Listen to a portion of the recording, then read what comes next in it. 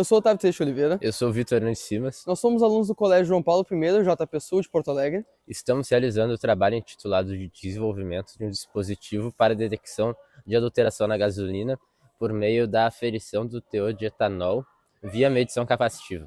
A adulteração de combustíveis no Brasil vem sendo cada vez mais recorrente, em especial na gasolina. Essa prática ela causa tanto danos ao consumidor quanto danos ao meio ambiente, sendo um desafio contínuo para órgãos fiscalizadores. Para se ter uma dimensão, dados de 2024 afirmam que 63,9% das adulterações no Brasil são causadas pela adição em excesso do etanol. E esse cenário, então, justifica a busca por novos métodos de identificação de adulteração. No entanto, devido à grande extensão territorial do Brasil e o elevado número de postos de combustíveis presentes em nosso país, somado ao alto custo das complexas análises laboratoriais realizadas para a identificação da adulteração nos combustíveis, cobrir todo o mercado ainda continua sendo um desafio complexo. Além disso, os métodos realizados no local, como o tradicional teste da proveta, possuem limitações práticas, devido à necessidade de água, sal e de um tempo de espera de 10 minutos, como determinado pela ANP, para que a separação das fases seja realizada de maneira adequada. E também estão sujeitos a erros humanos de leitura, de cálculo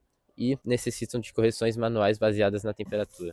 Além disso, a adulteração ela pode causar diversos problemas. Para o consumidor, pode causar o aumento no consumo de combustível, a perda da vida útil do motor e também problemas mecânicos. Para o meio ambiente, em motores não calibrados, pode ocasionar a combustão incompleta, que libera monóxido de carbono e fuligem. Também temos riscos evidentes da saúde pública, tendo em vista que esses gases liberados são tóxicos para o ser humano. O problema se agrava quando analisamos o cenário internacional. Conflitos e instabilidades no Oriente Médio, que é uma região estratégica de produção petrolífera, afetam diretamente a oferta mundial de petróleo. Essas tensões provocam grandes oscilações no preço do barril de petróleo, com registros recentes de alta de até 30%, elevando o custo final dos combustíveis derivados. Esse panorama econômico incentiva práticas ilegais, pois alguns estabelecimentos recorrem à adulteração para a manutenção ou aumento de seus lucros. Inicialmente, nossa proposta consistia em utilizar inteligência artificial e visão computacional para realizar a medição da altura das fases após a adição da solução salina típica do método do teste da proveta. No entanto, isso teria algumas limitações importantes, como o grande volume de dados necessários para treinar a inteligência artificial, o uso de componentes de custo elevado e a necessidade de 10 minutos até a separação efetiva da mistura, o que o tornaria apenas levemente mais eficiente que o método da proveta. Por esse motivo, optamos por uma abordagem agora utilizando os capacitores. Esse novo método ele consiste em usar a gasolina como material isolante para o nosso capacitor. Como a gasolina, o etanol e a água possuem constantes dielétricas diferentes, a capacitância varia de acordo com a quantidade de etanol presente na amostra. Dessa forma, é possível identificar possíveis adulterações medindo a capacitância das amostras.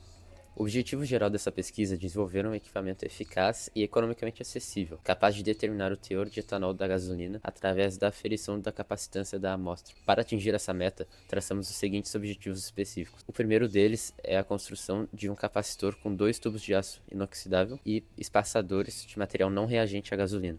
Depois, queremos conectar um circuito oscilador entre o capacitor construído e um microcontrolador, de modo que possamos converter as variações de capacitância em frequências elétricas que possam ser medidas pelo microcontrolador. Além disso, para fazer com que os dados obtidos através desse sistema se transformem na leitura do teor de etanol da amostra, iremos construir uma curva de calibração analítica usando misturas com concentrações conhecidas de etanol e gasolina.